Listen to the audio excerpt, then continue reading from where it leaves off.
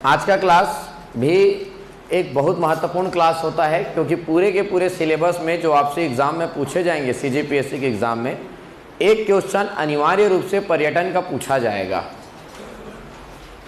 जब हम पर्यटन पढ़ते हैं तो पर्यटन को अगर हम वर्गीकरण करेंगे तो पर्यटन कई प्रकार का होता है।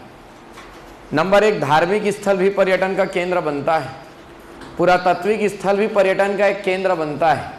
हम बात करेंगे प्राकृतिक स्थल, जैसे अगर कहीं पे कोई जलप्रपात का निर्माण हो रहा है वह भी एक पर्यटन स्थल है, डैम बना हुआ है एक पर्यटन स्थल है, वन एवं वन्य जीव राष्ट्रीय उद्यान बना होना भी एक पर्यटन होता है। तो इस क्लास में जो मैं पर्यटन पढ़ाने वाला हूँ उसमें मैं खासकर धार्मिक और पुरातात्विक स्थल को एक पर्यटन के रूप में पढ़ाऊँगा। जलप्रपात जो पर्यटन है उसको इस क्लास में कवर नहीं करेंगे, उसको जब हम नदी वाला क्लास पढ़ते हैं तो ऑलरेडी हम सभी जलप्रपात को हम डिटेल से पढ़ डालते हैं। कहाँ पे तीरथगढ़ है, कहाँ पे हमारा अन्य चित्रकूट है, वो वहाँ पे कवर होता है। वन्य जीव अभ्यारण्य, राष्ट्रीय उद्यान, वो भी अपना अलग जगह कवर होता है। तो मेरे कहने का मतलब, इसीलिए हम लोग आज यहाँ पे पुरातात्विक और धार्मिक पर्यटन के बारे में चर्चा करेंगे। पूरे सिलेबस में पूरे का पूरा पर्यटन कवर हो जाता है आज स्पेशल, ताकि ज़्यादा हौच पौच ना हो। और पर्यटन को अगर हम लोग को समझना है तो जैसे हम तहसील को पढ़ें, पर्यटन के नाम पर जैसे हम पर्यटन को अगर पढ़ेंगे तो तहसीलों, जैसे हम उसको संभाग के आधार पर पढ़ें। जब हम पूरे के पूरे तहसील पढ़ाया हूँ ना इस क्लास में, मैं जब पूरे का पूरा 177 तहसील मैंने पढ़ाया तो मैंने सरगुजा संभाग के तहसील अलग पढ़ाया, बिलासपुर संभाग के तहसील अलग पढ़ाया। तो उसी प्रकार हम लोग सरगुजा संभाग का पर्यटन अलग से पढ़ाई करेंगे। क्लियर है भाई? तो एक एक करके संभाग वाइज हम लोग चलते हैं। चलो भाई, तो सबसे पहले आज हमारा चर्चा का विषय रहेगा, हम लोग पढ़ने वाले हैं सरगुजा संभाग। सरगुजा संभाग में कौन कौन से पर्यटन के केंद्र हैं, हम उनके बारे में चर्चा करते हैं। सरगुजा संभाग में कौन कौन से पर्यटन के केंद्र हैं, हम उनको लेकर चर्चा करते हैं। और चर्चा करने से पहले हम क्या करते हैं, उन थोड़ा सा हम लोग सरगुजा संभाग बनाने का कोशिश करते हैं। ये लो भाई, कुछ इस प्रकार हमारा एक सरगुजा संभाग बनता है।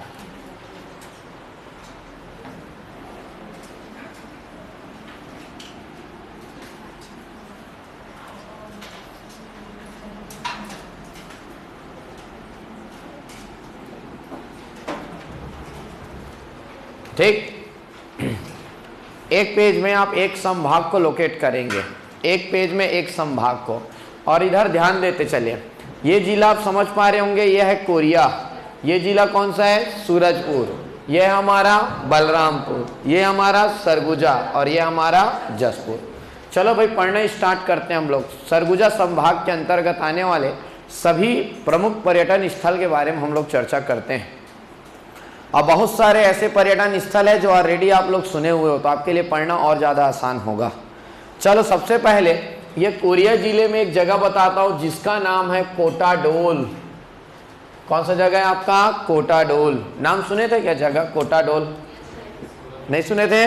कोटाडोल एक जगह का नाम आप याद रखेंगे। अगर इस कोटाडोल नामक जगह की बात करूं तो आपने कभी सुना होगा कि यहाँ चाक भखार देवगढ़ की पहाड़ी का उत्तरी हिस्सा कोटाडोल है, जहां बनास और गोपद नदी का संगम होता है। पहला पॉइंट, नंबर एक, बनास व गोपद के संगम पर है ये। क्या याद रखेंगे? बनास व गोपद, बनास व गोपद के संगम पर आपका जगह बन गया कोटाडोल। कोटाडोल, अच्छा, कोटाडोल एकदम आखिरी में है, कोरिया जिले के एकदम लास्ट में है कोटाडोल। खास बात और याद रखेंगे, यहाँ पे अशोककालीन लाठ मिले हैं। अशोककालीन लाठ, अशोक के लाठ का नाम सुने हो आप? बड़े बड़े ऐसे बना देते थे, उसमें कुछ कुछ लिखवा देते थे, और पूरे भारत देश में, श्रीलंका में उनके ऐसे लाठ मिले हैं। तो राजा अशोक के एक लाठ मिले हैं, मतलब एक प्रकार का शिलालेख समझ लो उनका। सरगुजा अलग है अपना, सरगुजा अलग आएंगे, है ना, हम लोग जोगी महाराज की गुफा में अलग चर्चा करेंगे। कपालपुरम है वो अलग है। क्लियर है? चलो, तो आप समझते चले। नंबर 1, ये जगह है कोरिया जिला में कोटाडोल, अशोक काली लाठ मिले बनास व गोपद नगदी के संगम पर है। अच्छा, नीचे मैं आ जाता हूँ, वेरी वेरी इंपॉर्टेंट, बहुत महत्वपूर्ण जगह के बारे में बात करता हूँ, और वह है हमारा सरगुजा। सरगुजा में हम लोग चर्चा करेंगे एक जगह जिसका नाम है सीतामढ़ी। इसी को कहा जाता है सीतामढ़ी हर चौका। ये जगह है सीतामढ़ी हर चौका। सीतामढ़ी नाम सुने थे क्या? सबसे पहले तो आप ये जाने, ये सीतामढ़ी हर चौका वो जगह है जब भगवान राम वनवास काटने के लिए दक्षिण कौशल की ओर आए, दक्षिण कौशल में आए, मतलब आज वर्तमान के छत्तीसगढ़ की ओर आए, तो छत्तीसगढ़ में सबसे पहले वो कोरिया जिले में प्रवेश किए। यहीं से वो छत्तीसगढ़ में प्रवेश किए थे, कोरिया जिले से, और यहाँ सीतामढ़ी हर चौका है। और लगभग 1 वर्षों तक वो सीतामढ़ी हर चौका के मानव निर्मित गुफाओं पे रहे। याद रखेंगे, इस जगह को कहा जाता है, यहाँ पे बना हुआ है मानव निर्मित गुफा। मानव निर्मित गुफा है, मानव निर्मित गुफा। गुफा नेचुरली बना रहता है, प्राकृतिक रूप से गुफा का निर्माण होता है, लेकिन ये गुफा को पहाड़ को काट काट कर अंदर में बनाया गया है। और गुफा के अंदर में एक शिवलिंग भी है, माता सीता द्वारा स्थापित शिवलिंग है। तो याद रखेंगे, पहली बार ऐसी यहीं पे ही लिखेंगे। आप सभी बच्चे अलग से लिखने का कोशिश ना करें, मैं बता देता हूँ, वो पुस्तकों में भी लिखा हुआ है, या तो लिखो ही मत, सिर्फ सुन लो आप। बहुत लोग अलग से आप पेज में लिखने का कोशिश करते हैं, कोई मतलब नहीं उस पढ़ाई का। वो ऑलरेडी बुक में भी लिखा रहता है, छोटा छोटा लिखें, पूरे पेज में वहीं पे लोकेट करें। पहली बार भगवान राम व सीता, लक्ष्मण जी, राम व सीता यहीं आए थे। जब रामवन पदगमन मार्ग आप देखोगे, आप रामवन पदगमन मार्ग, और जब पूरा रामवन पदगमन मार्ग बनाने का बात कहा गया है, तो आप पढ़ोगे ये वही जगह है सीतामढ़ी हर चौका, जहां पहली बार आए थे। क्लियर है? यहीं से कुछ दिन यहां बिताए, उसके बाद वो रामगढ़ की पहाड़ियों में रहे। देखेंगे अभी रामगढ़ की पहाड़ी, सीतामढ़ी हर चौका मानव निर्मित गुफा के लिए फेमस है। यहीं पे एक और जगह मिला है जिसका नाम है मुरेरगढ़। जगह का नाम याद रखेंगे आप, मुरेरगढ़, ये जगह का नाम है। और अगर मैं मुरेरगढ़ की बात करूं, तो मुरेरगढ़ में आपके प्राचीन किले के भग्नावशेष मिले हैं। प्राचीन किले के भग्नावशेष। इसका मतलब यह है, पहले कभी जमाने में यहाँ छोटा सा किला बना हुआ था, छिन्न भिन्न हो गया है, वो किला टूट फूट गया है, उसके सिर्फ अवशेष बचे हुए हैं। क्लियर है? ये 3 जगह कोरिया जिले में, नंबर 1 जगह है कोटाडोल, नंबर 2 जगह है सीतामढ़ी हर चौका, और नंबर 3 जगह है मुरेरगढ़। ये 3 जगह बहुत फेमस है। क्लियर है? चलो भाई, ये 3 जगह आप याद रखेंगे। अच्छा, अगर हम लोग ये 3 जगह बात कर रहे हैं, और पर्यटन का जगह है यहाँ पे, कभी आप जिन बच्चों को मैं बताया हूँ, याद रखो, अमृत धारा जलप्रपात पर्यटन का बहुत बड़ा केंद्र, गावर घाट जलप्रपात, रामदाह जलप्रपात, अंकुरी नाला जलप्रपात, या मैं बात करूं गुरु घासीदास नेशनल पार्क, ये सब मैं छत्तीसगढ़ पढ़ाते पढ़ाते ऑलरेडी डिस्कस कर चुका हूं। एक ही मैप में बनाकर उसको हौच पौच नहीं करेंगे। बात समझ में आ रहा है कि नहीं आ रहा है? ये हम वो चीज़ हैं जो अब तक नहीं सुने, हम उनके बारे में चीज़ें पढ़ रहे हैं। आगे बढ़ूं मैं, ये कोरिया जिले के कुछ प्रमुख स्थल हैं। अच्छा, अब आ जाएंगे, ये है हमारा जिला, कौन सा है? सूरजपुर। सूरजपुर में एक जगह है जिसका नाम है कुदरगढ़।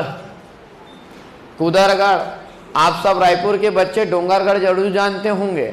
जैसा डोंगरगढ़ है वैसा ही कुदरगढ़ है। कुदरगढ़ की माता, डोंगरगढ़ की माता बमलेश्वरी देवी है, उसी प्रकार कुदरगढ़ की माता कुदरगढ़ देवी कहलाती है। पहाड़ों में है, ऊपर पहाड़ चढ़ना पड़ता है दर्शन के लिए। हमारे इस क्षेत्र में डोंगरगढ़ की देवी फेमस है, सरगुजा क्षेत्र में कुदरगढ़ की देवी फेमस है। कुदरगढ़, तो कुदरगढ़ देवी का मंदिर है।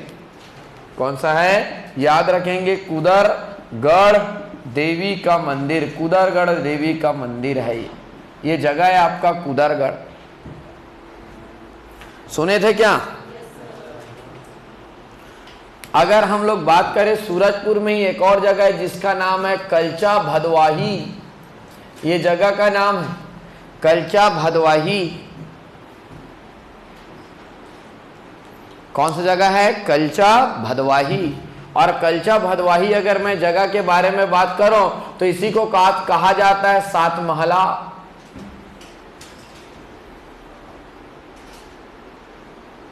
क्या कह रहे हैं? सात महला। अच्छा, सात महला इसका मतलब सात मंदिरों के अवशेष मिले हैं।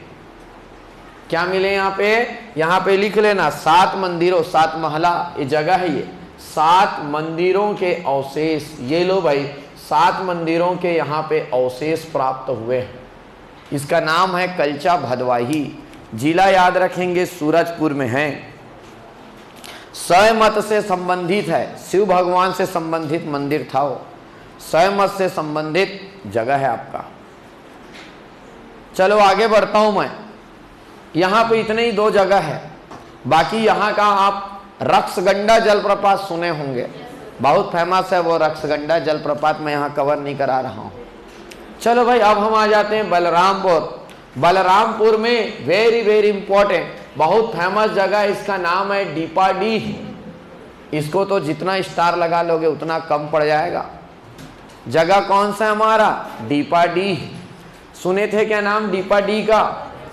पक्का सुने थे डीपाडीह। अगर मैं डीपाडीह के बारे में बात करूं, पहले बात तो याद रखेंगे, जो डीपाडीह है कन्हार नदी के तट पर है। कहां पे है? कन्हार नदी के तट पर है आपका डीपाडीह। बलरामपुर जिले में कन्हार नदी के तट पर। इस जगह की खास बात, ये जो जगह है वहां पे अनेकों मंदिर के अवशेष मिले हैं। टूट फूट गया है। क्यों टूट फूट गया? एक तो प्राचीन है, नंबर 2 नदी के किनारे है। कभी नदी का पानी बहुत तेज आया, बहाव, किसी साल बारिश ज्यादा हो गया, पूरा मलबा उस मंदिरों में आ जाता था, अपने तीव्र बहाव से मंदिरों को बहाकर तोड़ फोड़ कर चले जाता था, इसलिए टूट फूट गए। जितने भी वो जगह जो किसी नदी के किनारे बसे हैं, और जितने भी क्या सभी जगह पहले नदी के किनारे ही बसा करते थे, सब छिन्न भिन्न हो गया। चाहे वो सिरपुर की बात हो, चाहे वो मल्हार की बात हो, चाहे वो पचराही की बात हो। तो खैर, ये डीपाडीह अनेकों मंदिर मिले, अनेकों मंदिर। मैं आप लोग को इमेज में दिखाऊंगा इन सबको। क्या मिले यहाँ पे? अनेकों मंदिर मिले हैं। अनेकों मंदिर में आप समझिएगा, विष्णु भगवान का मंदिर मिलना कॉमन है, शंकर भगवान का मंदिर मिलना कॉमन है, लेकिन यहाँ पे कार्तिक का प्रतिमा मिला है। यहाँ पे नंदी, विशाल नंदी का प्रतिमा मिला है। यहाँ पे गणेश का प्रतिमा मिला है आपको। गणेश के मंदिर बहुत कम मिलेंगे आपको, खासकर हमारे छत्तीसगढ़ में। मतलब हर भगवान के मंदिर बहुत दूर तक लगातार वही है, पूरा मंदिर मंदिर मंदिर बने हुए हैं। मतलब बहुत जबरदस्त पर्यटन का केंद्र रहा होगा, जब भी अपने समय में रहा। लिख लेना वहां पे क्या क्या मंदिर मिला है। लिख लो, गणेश का मंदिर मिला है, कार्तिक का प्रतिमा मिला है, वराह और नंदी का प्रतिमा मिला है, महिषासुर मर्दिनी मंदिर मिला है। चलो भाई, ये जगह है डीपाडीह। मैं बार बार बोल रहा हूं, बहुत ज्यादा इंपॉर्टेंट है डीपाडीह। ठीक। अच्छा, अगला अगर मैं बात करूं डीपाडीह के बाद, तो यहां पे एक जगह याद रखेंगे, बार बार पूछा जाता है, वो जगह है तातापानी। कौन सा जगह है? तातापानी। तातापानी। और तातापानी अपने गर्म पानी के झरना के नाम से फेमस है। क्या जाना जाता है इसमें? गर्म पानी का झरना। सुने थे क्या? सीजीपीएससी का एकदम फेवरेट है ये। और सीजीपीएससी खास बात, हमेशा उत्तर गलत लेता है। एक बार सरगुजा लेता है, एक बार सूरजपुर ले लेता है। बच्चे बताते हैं नहीं नहीं नहीं बलरामपुर में, तब बोलता है हाँ सही बोल रहे हो आप लोग, कहाँ हैं? 3 बार ऐसा कर चुका है सिर्फ तातापानी को। अब तक उसके सिलेबस में तातापानी बलरामपुर में नहीं आ पा रहा है। असिस्टेंट प्रोफेसर ने भी किया था क्या? सरगुजा भी ले लेता, चल जाता। इनके में तो सूरजपुर लिया था, जिसका कोई रिश्ता नहीं था। ऐसा भी मान ले कि वो जिस पुस्तक को पढ़ा रहा होगा पहले बलरामपुर सरगुजा का हिस्सा था, ले लिया होगा, ऐसा मान लेते। लिया क्या था? सूरजपुर। कुछ भी कर सकता है वो। तातापानी, गर्म पानी का झरना, जमीन के अंदर से गर्म पानी निकल रहा है।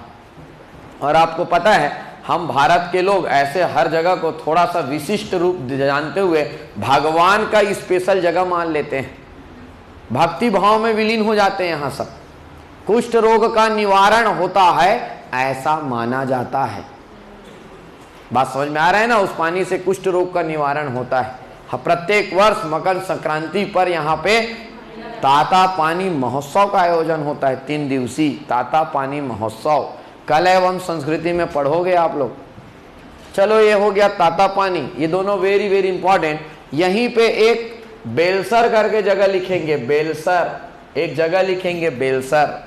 और अगर मैं यहाँ पे बेलसर करके जगह लिखा हुआ हूँ, इसका मतलब यह समझ लेना बेलसर नामक जगह में प्राचीन शिव मंदिर के अवशेष मिले हैं।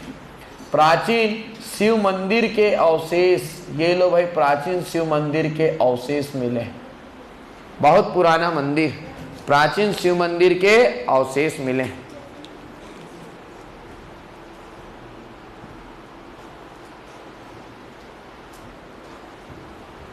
ये कौन सा जगह है हमारा? बलरामपुर। ये बलरामपुर के कुछ पर्यटन के केंद्र है। चलो मैं आ जाता हूं अब यहाँ पे, कौन सा जगह? रामगढ़, सीजीपीएससी का एक और फेवरेट। यहाँ पे चलो मैं लिख देता हूं रामगढ़ की पहाड़ी। ये लो भाई, रामगढ़ की पहाड़ी बहुत ज्यादा इंपॉर्टेंट, रामगढ़ की पहाड़ी कहा जाता है। अच्छा एक काम करता हूं, मैं इस रामगढ़ की पहाड़ी को यहाँ पे बनाता हूं। ये रामगढ़ की पहाड़ी, चलो भाई ये हम बना दिए रामगढ़ की पहाड़ी। सरगुजा जिले में उदयपुर के पास रामगढ़ की पहाड़ी है। ये पहाड़ी कैसा है ये भी समझ लें आप। आप अगर इस पहाड़ को पहले चढ़ेंगे तो ऊपर चढ़ गए, फिर एक सुरंग आएगा। अगर आप सुरंग को पार करोगे तो नीचे पहाड़ के ऊपर में चढ़ने के बाद आपको एक बढ़िया प्लेन एरिया मिलेगा। वहां पे ये रामगढ़ का पहाड़ी बना हुआ है। इस रामगढ़ की पहाड़ी में अंदर जाने के लिए एक सुरंग से पार होकर जाना पड़ेगा। जिस सुरंग को आप पार करते हो उस सुरंग से एक हाथी अंदर जा सकता है, इसलिए इसको जगह को कहा जाता है हाथी खोह। हाथी के अंदर जाना जा सके इतना खोखला है, उस जगह को कहा गया हाथी खोह। याद रखेंगे हाथी खोह सरगुजा जिले में है। याद रखेंगे हाथी खोह रामगढ़ की पहाड़ी में है। जब इस पहाड़ी में आप अंदर जाएंगे तो आपको इस पहाड़ी के अंदर 3 गुफा देखने को मिलेगा। ऐसे आपको 3 गुफा देखने को मिलेगा। ये लो भाई, ये हमको मिल गया 3 गुफा। और अगर इन 3 गुफा के बारे में बात करूं तो 3 गुफा में एक अच्छे रामगढ़ की पहाड़ी वही गुफा है जहां पे सीतामढ़ी हर चौका रामवन पद गमन मार्ग में पहला चरण यहीं से शुरुआत होता है। पहला माना जाता है भगवान राम के पैर यहीं पड़े। उसके बाद वो जाकर रामगढ़ की पहाड़ी में 14 सालों के वनवास में 12 वर्ष रामगढ़ की पहाड़ियों में रहे हैं भगवान राम, माता सीता और लक्ष्मण। 12 वर्षों तक, वेरी वेरी इंपॉर्टेंट, रामायण कालीन फेमस जगह है ये। अगर ये हाथी को है यहीं पे, तो जिस गुफा में माता सीता रहा करती थी उनका नाम है सीता बेंगरा। बेंगरा मतलब गुफा, सीता बेंगरा। जहां पे भगवान लक्ष्मण रहा करते थे उनका नाम क्या है? लक्ष्मण बेंगरा। एक और गुफा है जिसका नाम है जोगी मारा। ये सब अलग अलग गुफा है जहां पे उन लोग रहा करते थे। यहीं पे याद रखेंगे एक कुंड है जहां हमेशा पानी भरा रहता है। यहाँ एक कुंड है, यहाँ पे हमेशा पानी भरा रहता है। ऐसा माना जाता है ये वो जगह है जहां माता सीता स्नान किया करती थी, इसलिए इस जगह को क्या कह दिया गया है? सीता कुंड। अच्छा, जहां पे लक्ष्मण बेंगरा है उस लक्ष्मण बेंगरा के बगल में बहुत बड़ा पैर का निशान है। बहुत बड़ा पैर का ऐसा निशान है। माना जा रहा है इतना बड़ा पैर का निशान भगवान लक्ष्मण का ही हो सकता है, इसलिए इसको कहा गया लक्ष्मण पोह। पोह मतलब पैर का निशान। रामगढ़ की पहाड़ी में जिला सरगुजा में लक्ष्मण पोह माना गया है। अगर मैं बात करूं इसी रामगढ़ की पहाड़ी में बीचों बीच ऐसे आज भी एक लाइन खींचा हुआ है। ऐसा माना जा रहा है ये कुछ और नहीं, यह लक्ष्मण रेखा है। ये लो भाई, इसको माना गया ये लक्ष्मण रेखा है।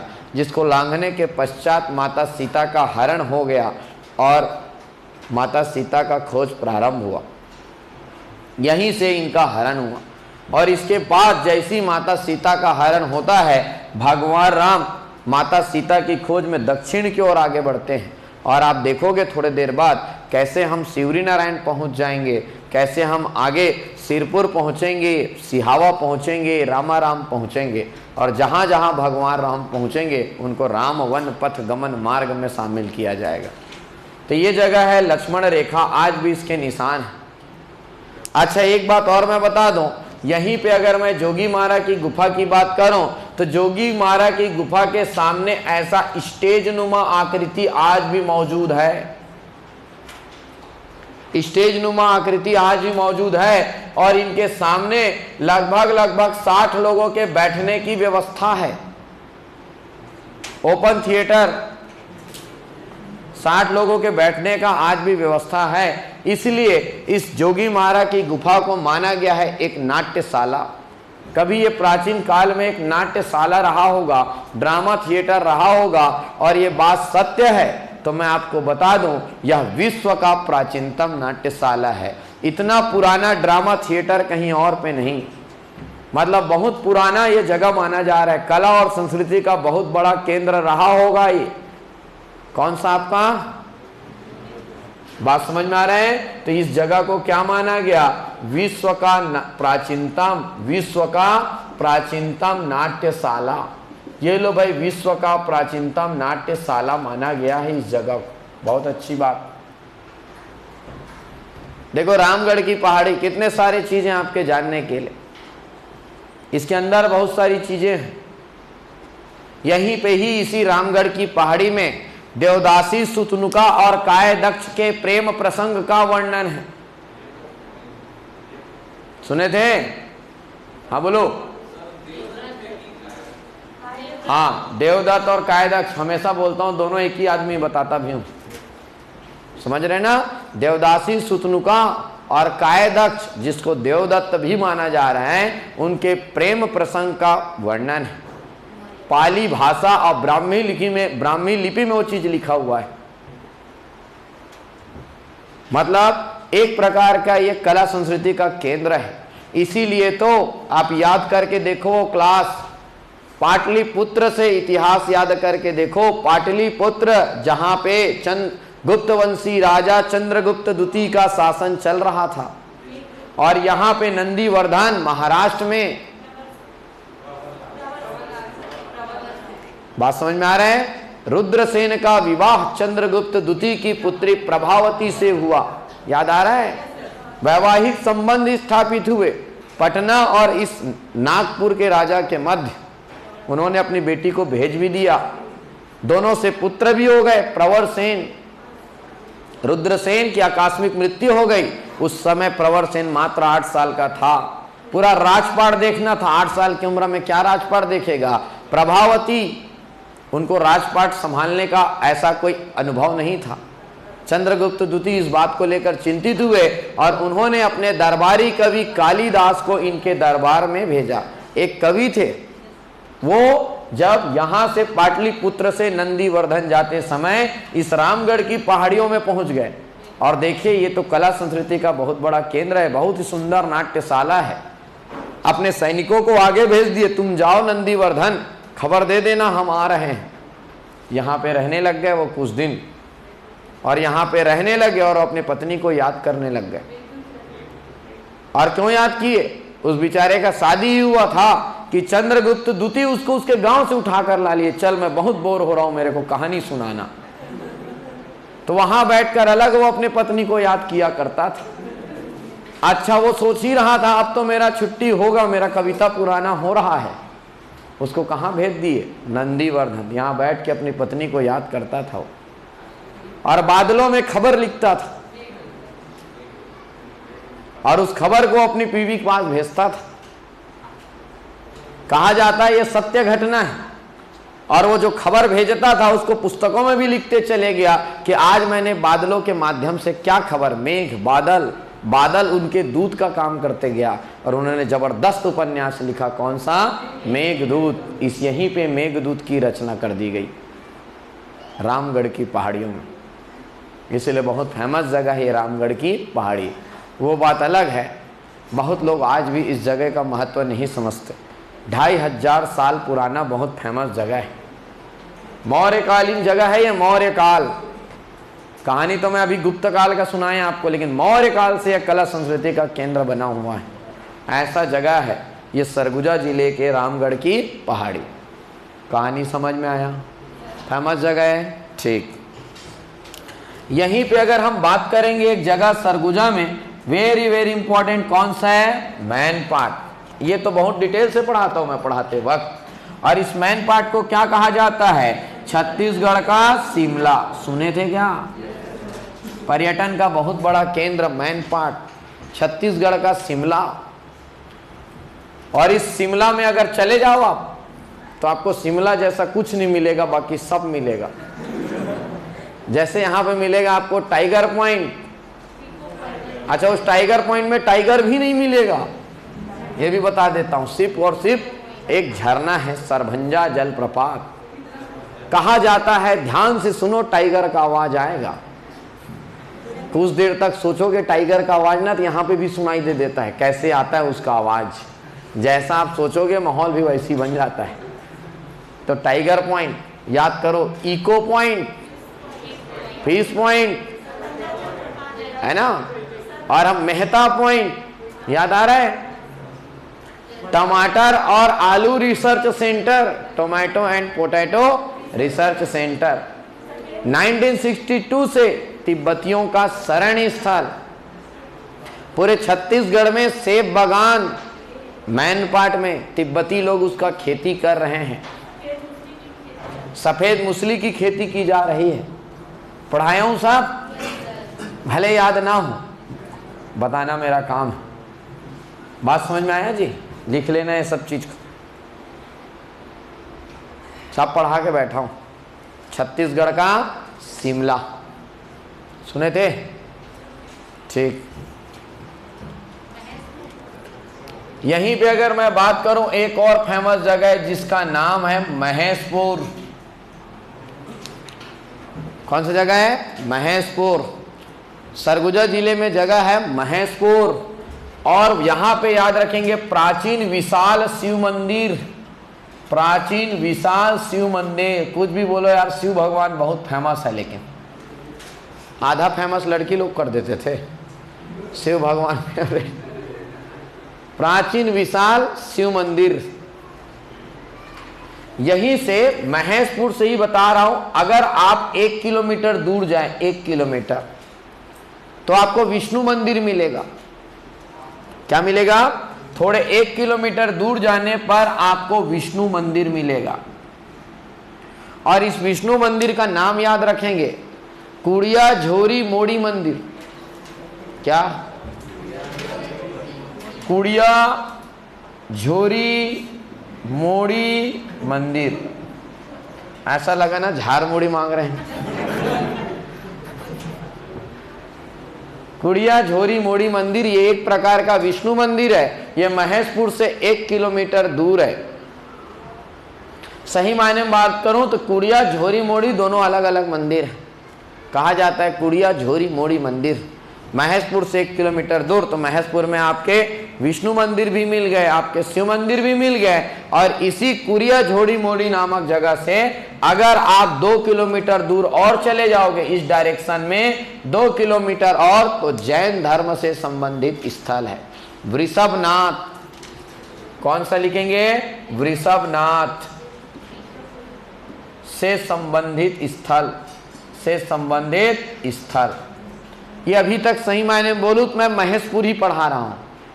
आपसे महेशपुर ही पूछा जाएगा, 1 किलोमीटर या 2 किलोमीटर दूर नहीं पूछा जाएगा। बात समझ में आ रहा है कि नहीं आ रहा है? तो क्या क्या मिल गया महेशपुर में? नंबर 1 प्राचीन विशाल शिव मंदिर मिल गया। नंबर 2 विष्णु मंदिर मिल गया जिसका नाम कुड़िया झोरी मोड़ी मंदिर। और ये जो जगह है यहीं से 2 किलोमीटर दूर में वृषभनाथ से संबंधित स्थल। याद रखेंगे, अभी तक मैं जो पर्यटन पढ़ा रहा हूं जैन धर्म से संबंधित पहला जगह मिला है आपका महेशपुर। जो और विशेष अलग ईसाई धर्म से संबंधित, कबीर पंथ से संबंधित, सतनाम पंथ से संबंधित जो जगह मिलेंगे वेरी वेरी इंपॉर्टेंट, उनको अलग से हम लास्ट में लिस्ट बनाएंगे। क्लियर है? चलो भाई, यहां पे अगर मैं बात करूं अंबिकापुर के पास ही एक जगह है तकिया। कौन सा जगह है? तकिया। मुस्लिम धर्म से संबंधित स्थल है तकिया। सुने थे? मुस्लिम धर्म से संबंधित स्थल तकिया कहां है? अंबिकापुर। कहां पे है? अंबिकापुर। अंबिकापुर से मेरे ख्याल से 7-8 किलोमीटर दूर होगा तकिया, बहुत फेमस है। मुस्लिम धर्म से संबंधित स्थल, ये देखो भाई, पहला मुस्लिम धर्म से संबंधित स्थल पहला मिल गया। मुस्लिम धर्म से संबंधित स्थल तकिया। आगे बढ़ूं? ये कौन सा है? जसपुर। जसपुर में देखते हैं कुछ पर्यटन के केंद्र अगर हमको मिल जाए तो। यहां पे एक पर्यटन का केंद्र आप बिल्कुल जानते हो, कुनकुरी। सुने थे क्या? सुने थे? एशिया का दूसरा सबसे बड़ा Catholic church, second largest Catholic church of Asia. पहला कहां है? गोवा। कहां पे है? गोवा। दूसरा है कुनकुरी, बड़ा नाम है इस नाम से इनका, कुनकुरी। एशिया का सबसे बड़ा कैथोलिक चर्च।